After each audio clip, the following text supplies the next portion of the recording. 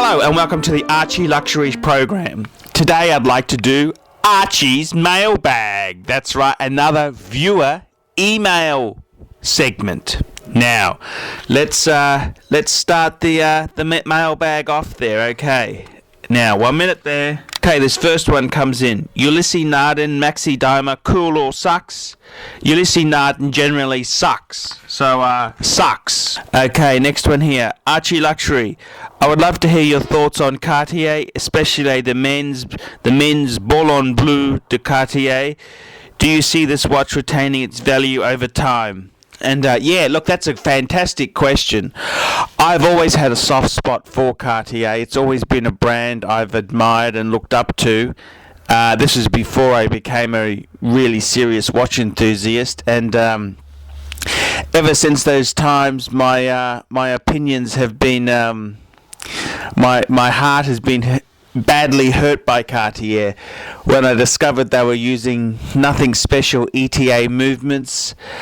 Look, Cartier's a very, they've got some really funky fucking models, and the Ballon Bleu is a great looking watch. It's with its crown, it's different. But look, I've got to say this honestly to you. Cartier releases models every couple of years which become really, really hot. Then they become as cold as shit.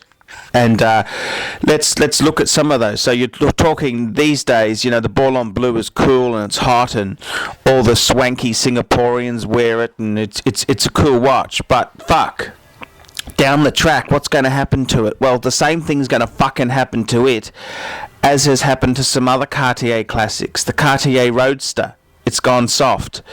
The Cartier Tank Francais. And the Tank Francais even had the Chronoflex, the chronograph Tank Francais, which was a Mecha Quartz type piece. You look back a bit more, and the traditional, the mainstay players like the Cartier Santos, that's been reinvented as the 100. The Cartier Panther, it's no longer available.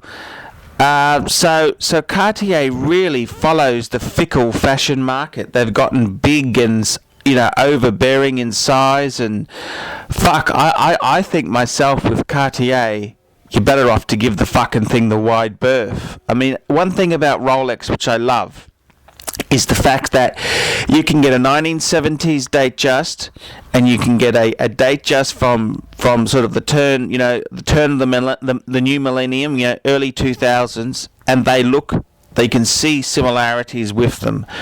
They basically the same size. Okay, it's gone to sapphire, it's had some improvements, but there's a lot of DNA that still looks the same. With Cartier, fuck, they really don't keep the traditional line there anymore.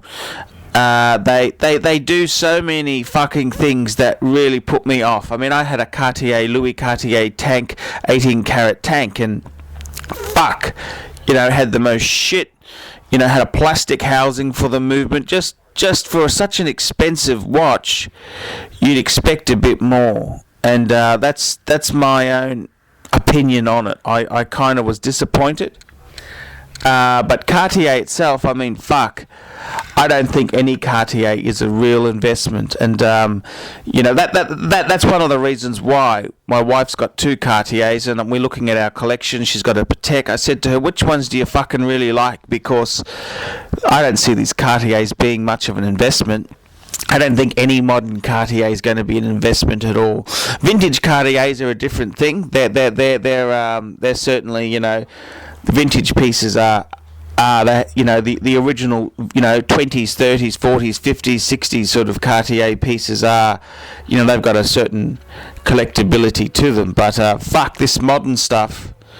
To be honest with you, I think it's got no fucking collectability whatsoever. And the French are arrogant fuckers, and only the fucking French could pull that off, and we believe it's class and style, and they're just fucking ripping us off. But see, for me, this is why I love the Patek Philippe brand, is that nothing Patek makes is going to go out of style, or nothing is that leading edge. It's a Patek, for fuck's sake. It's like a Rolls Royce. They're always still relatively nice. And this is the whole thing with a Cartier. One season it's in, the next season it's out, and I wouldn't be putting. If you like a Cartier, fine. But if you're looking at it for a long-term collectible wise, they always bring something out that's better, and the old ones date very much there. Okay, next email. This is someone attacking me for saying that the ETA owns Lemania, just like Valjoux, etc., and the 861 is just another ETA movement. Only reason Speedmaster is iconic, of course, is of the moon landing, not the crap movement inside.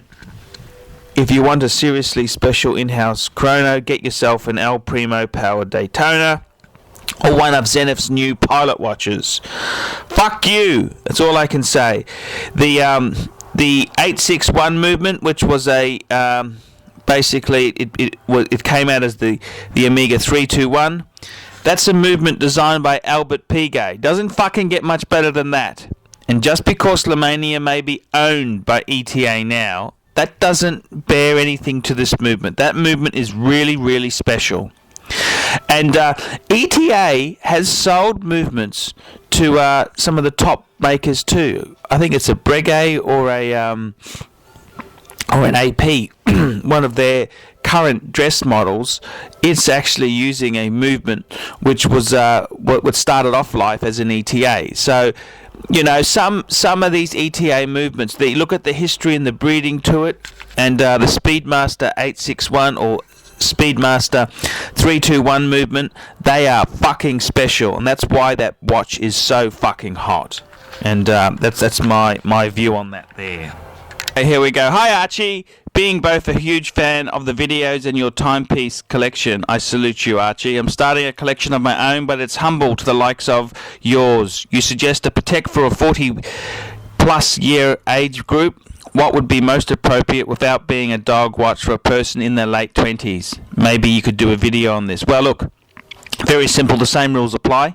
However, Omega Speedmaster Man on the Moon would probably be the best piece there. I've just sold one to Steve. He's a 20-something guy, and it's just a cool watch for anyone, and especially somebody who's starting out. That's a great watch. That's the first watch. That's not a piece of shit. Okay, it's the entry level into greatness. Okay, next piece, next viewer email here. Here we go. And we've got a correction to make with the Easter special. Archie got the biblical quote wrong. Okay.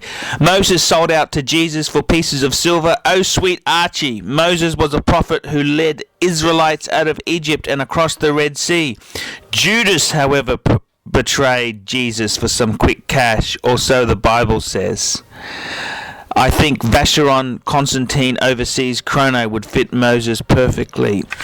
Yes, I did get my Bible studies quote wrong. I am very sorry about that. And just one other thing before I go this week, I'd like to read you something. I'm in the Hour Lounge, which is a very upmarket exclusive group for Vacheron and Constantine owners, and it's a members. It's an invitation only group, and it's very snooty, but I got a laugh.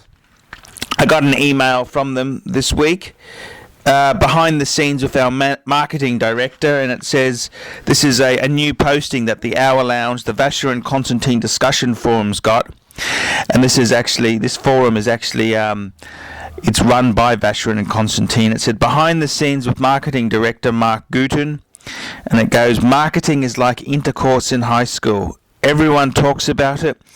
Everyone has an opinion on it, but few truly know what it is. And there you go. I mean, I just can't believe the Vacheron forum has mentioned intercourse. I mean, a fuck is a fuck. And I'm Archie Luxury. Tell me what you think.